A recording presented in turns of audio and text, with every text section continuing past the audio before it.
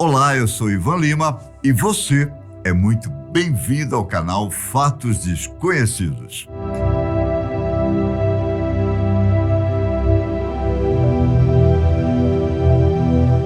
A maneira como comemos, celebramos ou mesmo enterramos os mortos pode ser completamente diferente em várias partes do mundo. E o que para nós parece ser normal, para quem vive, por exemplo, no leste da Ásia, pode ser completamente bizarro, ou vice-versa, não é? O fato é que existem diferentes culturas ao redor do mundo, e cada uma tem seus próprios costumes. Por isso, hoje trouxemos para você algumas das tradições mais bizarras do mundo. O Baby Jumping Festival é uma celebração que acontece todos os anos na Espanha, chamado de El Salto del Colacho, no idioma espanhol. A festa é mais tradicional na pequena aldeia de Castrelo de Múrcia. O objetivo é muito claro: celebrar Corpus Christi, só que de um jeito bem diferente. Na ocasião, os homens se vestem como o diabo, que na vila é conhecido como Colacho. Depois, esses homens simplesmente pulam os bebês que ficam deitados em colchões espalhados pela rua. Os espanhóis acreditavam que esse ritual é uma espécie de simpatia para obter fertilidade. Os homens que pulam as crianças usam roupas e máscaras vermelhas e amarelas e são frequentemente insultados pelas pessoas que acompanham o costume. Após o pulo, borrifam pétalas de rosa nos bebês, que finalmente são levados de volta para seus pais.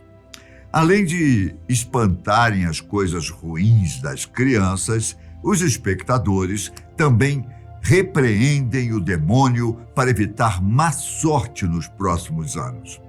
Podemos dizer que se trata de um ritual para afastar o mal, enquanto alguns dizem que é um jeito diferente de fazer o batismo, um ritual que adquiriu características próprias na pequena vila espanhola.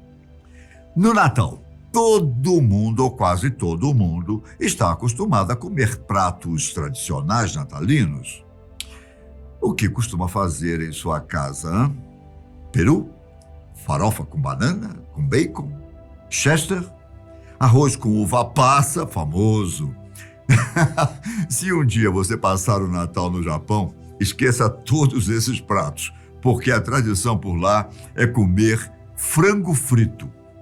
Não é qualquer frango frito, não, mas o frango do KFC, a famosa rede de restaurantes de fast food norte-americana.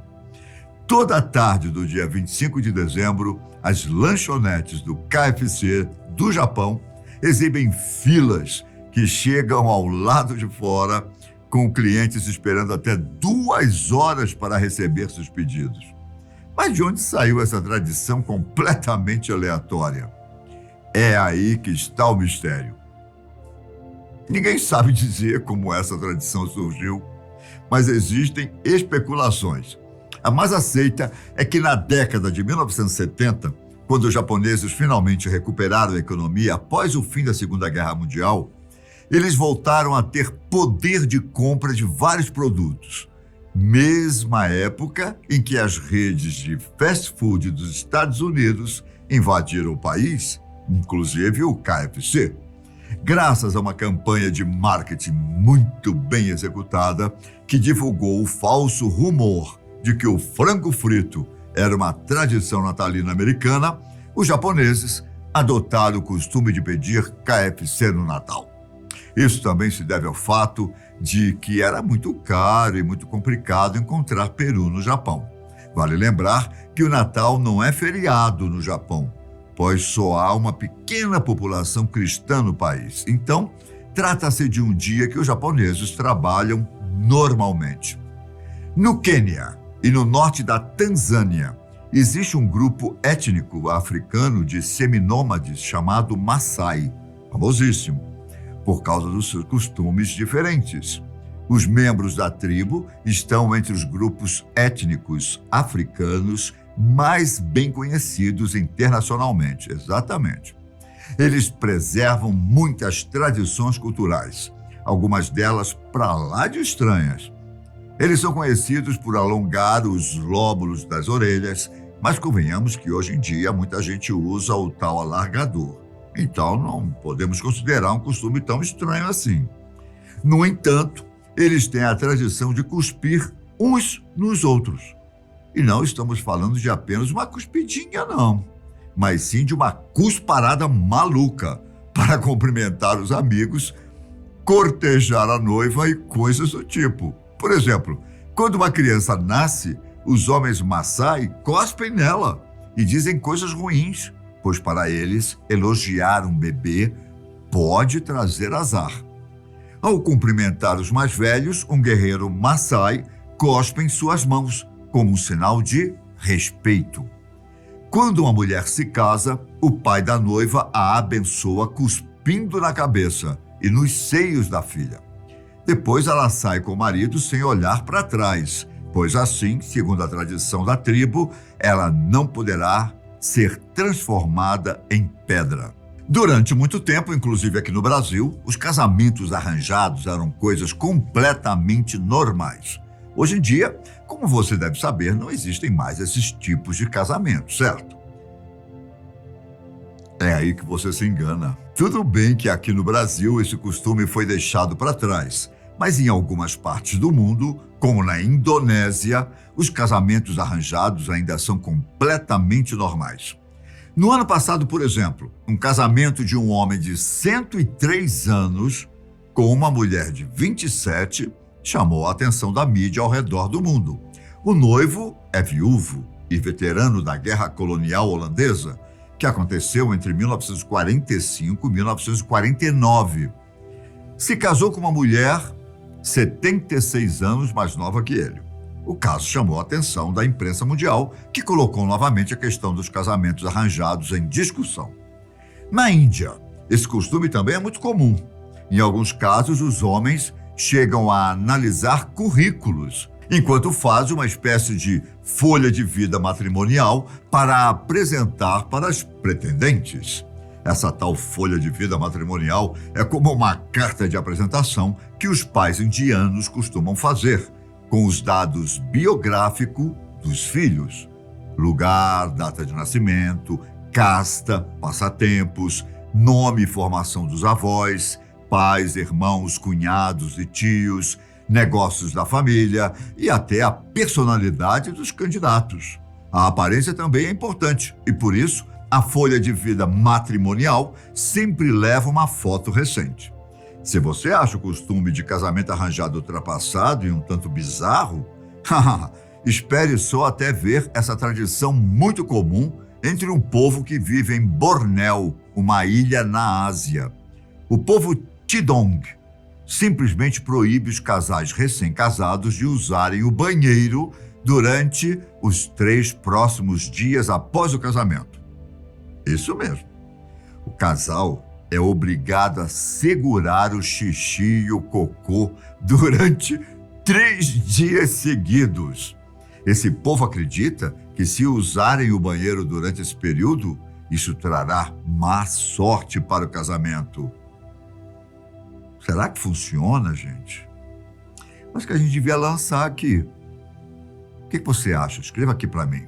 Bom, caso eles usem o banheiro, é certo que o casamento será repleto de infidelidade ou até mesmo haverá morte dos filhos em uma idade muito jovem. Por isso, durante os 3 dias após o casamento, o casal é cuidado pelos familiares e amigos que os alimentam com o mínimo possível de comida e bebida. Passados os 3 dias, os recém-casados são banhados e podem voltar à vida normal, né? Aquela. Voltando a falar sobre costumes estranhos na Índia, além dos casamentos arranjados, sabia que lá eles costumam jogar bebês de plataformas de 15 metros de altura? Não? Eles não matam as crianças, não. Mas acreditam que esse costume traz grande sorte para elas. Em Solapur, o ritual é feito no topo de um santuário islâmico. Os bebês são jogados da tal plataforma de 15 metros de altura e caem em um pano que fica próximo ao solo. Dizem que essa tradição surgiu quando um homem, ao ouvir sobre o aumento da mortalidade infantil, sugeriu que os bebês doentes fossem atirados de lugares altos. Segundo a lenda, isso mostraria aos bebês a confiança em Deus. Costume meio bizarro e perigoso, não é não? Muito.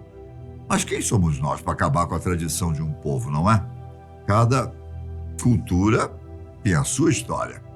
Por fim, temos o ritual de amputação de dedos do povo danês, que vive no Planalto Central do Oeste da Nova Guiné. Como se a morte de uma pessoa querida já não fosse doída o suficiente, eles também têm que cortar os próprios dedos quando alguém próximo morre. Este ritual é aplicado a qualquer mulher aparentada com o falecido, assim como as filhas. A prática foi feita para gratificar e afastar os espíritos, ao mesmo tempo que fornecia uma maneira de usar a dor física como uma expressão de tristeza e sofrimento. Para realizar a amputação, os dedos são amarrados firmemente com barbante e em seguida cortados com um machado. O pedaço é seco e transformado em cinzas ou armazenado em um local especial. Felizmente, o ritual foi proibido na Nova Guiné, mas isso não quer dizer que acabou de vez, já que as suspeitas são de que a tribo continua com essa tradição. Esses foram alguns dos costumes e tradições mais bizarras do mundo. Eu fico por aqui, mas nos vemos no próximo vídeo da Fatos Desconhecidos. Um grande abraço, fiquem com Deus. Tchau!